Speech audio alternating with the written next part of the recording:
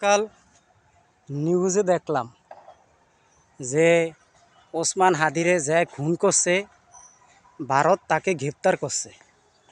হ্যাঁ, ভারত তাকে গ্রেপ্তার করছে। ভাই, এই ওসমান হাদির সাথে আর ঢাকা কেরানীগঞ্জ আপনার শাহিন চেয়ারম্যানের সাথে এই হাসিনা যাওয়ার আগে আপনার প্রচুর গ্যাঞ্জাম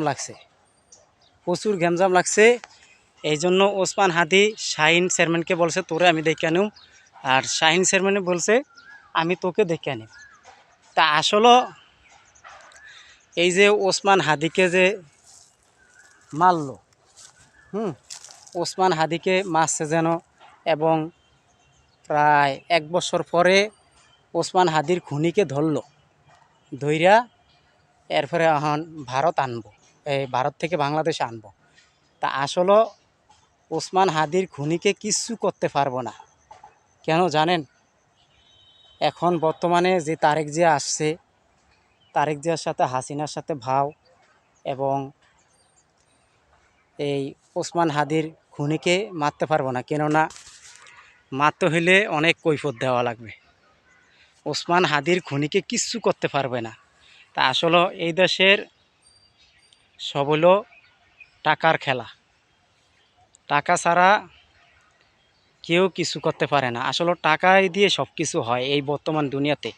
আজকে দেখেন এই যে ওসমান হাদিকে যেন খুন করছে, যে করছে সেও কিন্তু কম শক্তিশালী লোক না। তার পিছনে কারা আছে, কি করে না করে উনি জানে, ওসমান হাদির খুনি জানে। তা আসলে এদেশের মানুষ যে সত্য কথা বলে সে কোনোদিন টিক্কা থাকতে পারে না। যে সত্য কথা বলে সে কোনোদিন টিক্কা থাকতে পারে না। আপনি টিকবো কিভাবে? মানুষ অন্ধ হয়ে গেছে। এখন দেখা গেছে কি, আপনি যদি সত্য কথা বলতে যান তাইলে আপনাকে বলবো কি যে ও আসলে পাগল ছাগল, বিভিন্ন ধরনের কথা বলে। তা আসলে এই দেশে কোনো মানবতা নাই, মানবতা মরে গেছে। বুঝছেন ভাই?